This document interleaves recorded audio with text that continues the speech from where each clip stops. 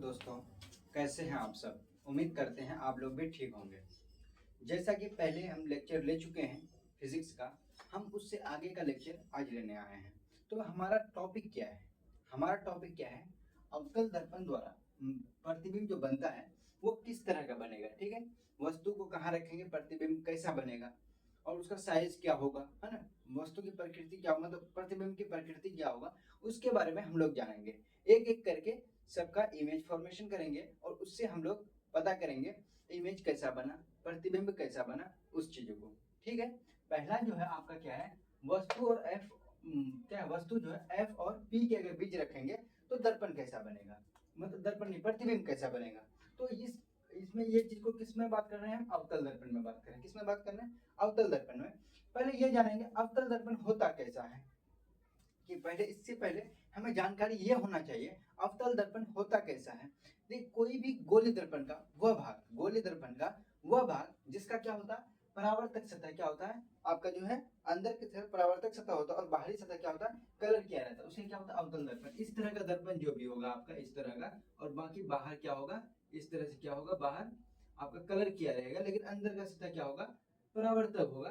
तो इस तरह के दर्पण को क्या बोलेंगे हम, अवतल दर्पण बोलेंगे। कौन सा दर्पण बोलेंगे, अवतल दर्पण बोलेंगे। और अवतल दर्पण में जब हम क्या है, प्रतिबिंब के बारे में बात करते हैं, उसके लिए हमें क्या क्या चीज की आवश्यकता होती है। अवतल दर्पण में पहले तो हम मुख्य अक्ष खींचेंगे।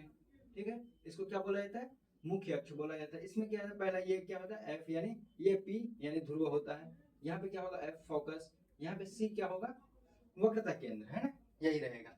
तो इस चीज को कोई भी आप इमेज बनाना चाहिएगा तो ये सब चीज की आवश्यकता आपको होगी। इसके अलावा भी क्या क्या चीज लगता है, एक वस्तु होना चाहिए। वस्तु हम कैसा वस्तु लेंगे, कोई भी अगर वस्तु का इमेज बनाएंगे तो उस वस्तु को कैसा वस्तु लेंगे। वस्तु आपका क्या होना चाहिए, अपारदर्शी होना चाहिए, जिससे लाइट पड़ने के बाद आर पार ना हो और उसी का प्रतिबिंब बनता है। ठीक है, ये आपको आप 8 क्लास से ही पढ़ते आ रहे हैं। ठीक है, तो अब इस चीज को देखते हैं कि यहाँ पे वस्तु आपको रखने कहाँ बोला है, वस्तु रखने कहाँ बोला है, फोकस और पी के बीच। कहाँ रखने बोला है वस्तु को, फोकस और पी के बीच। अब अगर यहाँ पे रखना चाहिए क्या, पी और फोकस के बीच रखेंगे। ठीक है, वस्तु को हम क्या करें, यहाँ पे रख लिए। अगर वस्तु को यहाँ रखे तो हम लाइट मारते हैं। ठीक है, वस्तु से लाइट मारते, एक लाइट अगर यहाँ पे गया तो यहाँ पे पड़ने के बाद क्या होगा, ये आपका फोकस होते हुए ये निकलेगा। ठीक है, लौट जाएगा, लौटा। ठीक है, एरो हम लौटने की तरफ दिखा दिए।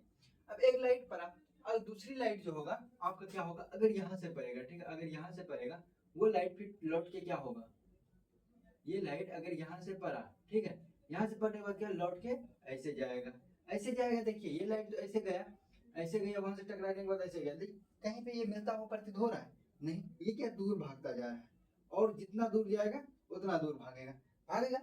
तो इमेज यानी प्रतिबिंब जो बनता है वो कैसे बनता है, आपको तो पता होगा, प्रतिबिंब का डेफिनेशन पता होगा। क्या होता है प्रतिबिंब का परिभाषा, जब दो किरण है ना, दो प्रकाश की किरण किसी भी दर्पण में पड़ने के बाद, किसी भी दर्पण में या परावर्तन सतह पर पड़ने के बाद किसी जगह क्या होता है, एक दूसरे को काटता है ना, दोनों प्रकाश एक दूसरे को क्या करता है, काटता है या काटता हुआ प्रतीत होता है, उसे ही क्या बोलेंगे, प्रतिबिंब बोलते हैं। तो लेकिन ये जो है क्या दूर जाते जा रहा है, कहीं पे काटता हुआ प्रतीत होगा, आप इमेजिन भी कर सकते हैं ये कहीं काटेगा, क्योंकि ये दूर भागते जा रहा है, ये भी दूर भागते जा रहा है उधर, ये भी क्या है इधर दूर भागते जा रहा है। कहीं पे इमेजिन भी नहीं कर सकते कहीं पे काटेगा। तो क्या होगा, प्रतिबिंब बनाने के लिए आपको क्या होगा, यहाँ पे कहीं तो नहीं काटेगा, लेकिन क्या एक इमेजिनरी लाइन आपको प्रतिबिंब की, मतलब ये दर्पण के पीछे लेना पड़ेगा। अगर ये इस तरह से जाएगा तो ये क्या होगा आपका, इस तरह से जाएगा। ठीक है, ये इमेजिनरी डॉटेड डॉटेड लाइन लिए, तो कहीं ना कहीं क्या अगर इमेजिन करते हैं तो पीछे ही इमेजिन कर सकते हैं, आगे तो कभी नहीं कटेगा। अगर पीछे इमेजिन करते हैं, ये क्या होता है, सिकुड़ता जाता है ना, जा रहा है ना। अगर यहाँ पे प्रतिबिंब बनेगा, बनेगा कहाँ प्रतिबिंब, यहाँ पे बनेगा। पहले तो अब देखिए वस्तु को कहाँ रखे थे, वस्तु फोकस और किसके, ध्रुव के बीच, लेकिन प्रतिबिंब कहाँ बन रहा है आपका, अगर इधर आप लें, इधर ये P है तो यहाँ पे कहीं ना कहीं F होगा, है ना, यहाँ पे कहीं ना कहीं F होगा, यहाँ C होगा, तो प्रतिबिंब भी कहाँ बना, P और F के बीच ही बना बना ना। और क्या अगर प्रतिबिंब यहाँ देखें, वस्तु को कहाँ F और P के बीच रखे, वस्तु को कहाँ रखे, F और P के बीच रखे, तो प्रतिबिंब कैसा बना, है ना, प्रतिबिंब कैसा बना, यानी इमेज आपका कहाँ पे बना, इमेज कहाँ बना, P और F में ही बना है, P और F पर ही बना है। प्रतिबिंब कैसा बना, प्रतिबिंब क्या बना, सीधा बना। है ना। प्रतिबिंब सीधा या उल्टा का पता आप कैसे लगाते हैं, कोई भी मुख्य अक्ष है ना, ये मुख्य अक्ष के ऊपर जो भी प्रतिबिंब बनेगा वो आपका हमेशा प्रतिबिंब क्या होगा, सीधा होगा। अगर इसके नीचे बनता, अगर इसके नीचे यहाँ पे बनता तो क्या होगा, होता प्रतिबिंब उल्टा बनता वस्तु की अपेक्षा, है ना। ये क्या है, प्रतिबिंब सीधा बना। अगर सीधा बन गया, ठीक है, अब प्रतिबिंब कैसा बना, वास्तविक बना या आभासी बना।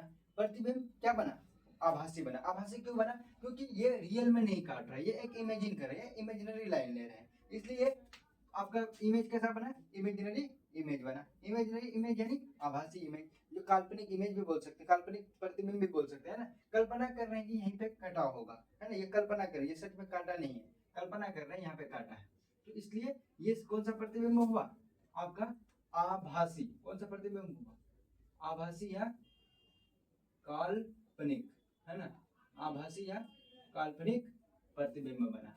ये समझ में आया। और प्रतिबिंब क्या बना, वस्तु की अपेक्षा, वस्तु तो छोटा है लेकिन प्रतिबिंब क्या बना, बड़ा बना। प्रतिबिंब कैसा बना, वस्तु की अपेक्षा बड़ा बना, है ना। क्या क्या चीज को देखे, वस्तु को F और P के बीच रखे तो प्रतिबिंब कहाँ बना, F और P के बीच बना। वस्तु के किसके बना, ये प्रतिबिंब के मतलब ये दर्पण के पीछे बना ना। प्रतिबिंब कहाँ बना, दर्पण के पीछे, है ना। दर्पण के पीछे आप ये नहीं ले सकते, इसलिए यहाँ पे कहीं ना कहीं क्या दिया रहेगा आपको, प्रतिबिंब के पीछे, इसके दर्पण के पीछे भी कहीं दिया रहता है ना, दर्पण के पीछे। प्रतिबिंब कहाँ बना, दर्पण के पीछे बना। कैसा बना, आभासी और काल्पनिक बना। और कैसा बना, वस्तु से बड़ा बना, ठीक है। ये पहला केस में देखें। अब हम लोग दूसरा केस देखेंगे। दूसरा केस कहाँ क्या होगा, आपका प्रतिबिंब F पर, है ना, फोकस पर अगर प्रतिबिंब को रखेंगे तो इसको पहले हम क्या करते हैं, क्लियर कर लेते हैं, है ना। वस्तु ये सब क्या करते हैं, हम क्लियर कर लेते हैं।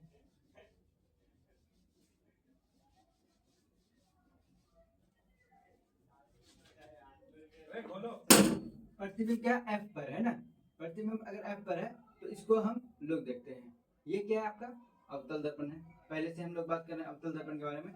एक हम लोग क्या करते हैं, मुख्य अक्ष खींचते हैं। क्या खींचते हैं, मुख्य अक्ष। ये क्या है, आपका पोल है, ये फोकस है, ये क्या है, सी है ना, यानी वक्रता केंद्र है। अब यहाँ पे वस्तु को कहाँ रखने बोला, वस्तु को कहाँ रखने बोला है, F पर रखने बोला है। वस्तु को कहाँ रखने बोला, F पर। अगर वस्तु को F पर रखते हैं, वस्तु को F पर रखते हैं तो प्रतिबिंब कैसा बनेगा। हम लाइट एक बार मार लेते हैं, यहाँ से अगर लाइट मारे तो ये कहाँ से गुजरेगा, आपका फोकस से गुजरेगा, गुजरा। अब उसके बाद अगर यहाँ से हम लाइट को ऐसे मारते हैं, ठीक है, यहाँ पे पड़ने के बाद तो क्या होगा, इसी तरह से यहाँ से ही लौट जाएगा, लौटेगा ना। ये यहाँ से ही क्या हुआ, यहाँ पे मारे, यहीं से लौट गया। और लौटता हुआ यहाँ पे देख रहे हैं कि इसी तरह का इमेज आपका पीछे भी बना था, F और P के बीच रखे थे, इसी तरह का बना था। लेकिन क्या है, ये कहीं ना कहीं सिकुड़ के वहां पे आगे काटेगा। लेकिन ये अगर इधर इमेज हम इमेज ये करें, इमेजिन करें, यहाँ पे नहीं काटेगा, लेकिन ये क्या आगे कहीं ना कहीं एक दूसरे को काटेगा।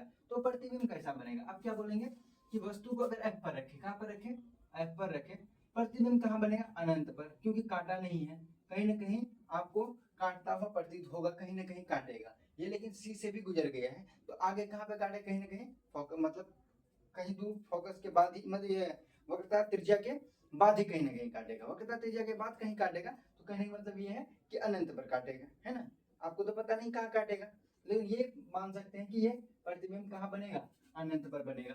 प्रतिबिंब अनंत पर बनेगा तो प्रतिबिंब कैसा बनेगा, है ना। देखिए इमेजिनरी लाइन कहीं ना कहीं काटेगा, नीचे ही काटेगा ना, कि ऊपर तो नहीं काट रहा है। अगर नीचे कटेगा तो प्रतिबिंब कैसा बनेगा, आपका उल्टा। प्रतिबिंब कैसा बनेगा, उल्टा। प्रतिबिंब अगर उल्टा बनेगा तो क्या होगा, आपका किस तरह का प्रतिबिंब बनेगा, आभासी बनेगा या काल्पनिक बनेगा। प्रतिबिंब कैसा बनेगा, नहीं वास्तविक या आभासी बनेगा। कैसा बनेगा, प्रतिबिंब वास्तविक बनेगा। इसलिए वास्तविक बनेगा क्योंकि ये जो है ना कहीं काटेगा, क्योंकि एक दूसरे को वो क्या है, सिकुड़ता हुआ जा रहा है ना, कहीं ना कहीं काटेगा। कहीं ना कहीं काटेगा तो प्रतिबिंब कैसा होगा, वास्तविक होगा। वास्तविक यानी सच में कहीं ना कहीं काटेगा। तो उस तरह का, ऐसा तो नहीं है कहीं नहीं काट रहा है, तो अगर इमेजिन कर रहे हैं तो वो चीज को हम क्या बोलते हैं, आभासी बोलते हैं। प्रतिबिंब आभासी होता है। लेकिन ये क्या है, एक ये दोनों लाइन आपस में सिकुड़ता जा रहा है, सिकुड़ता जा रहा है, कहीं ना कहीं एक दूसरे को काटेगा, इसलिए प्रतिबिंब कैसा बनेगा, वास्तविक बनेगा, है ना।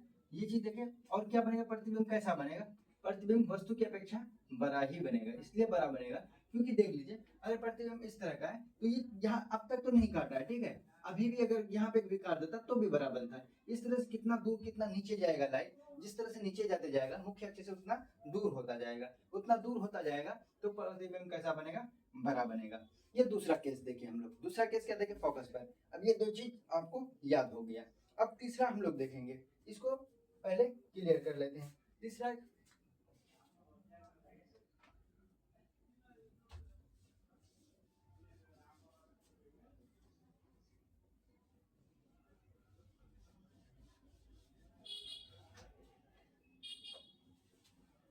प्रतिबिंब का एफ और सी के बीच, प्रतिबिंब कहाँ होगा, एफ एंड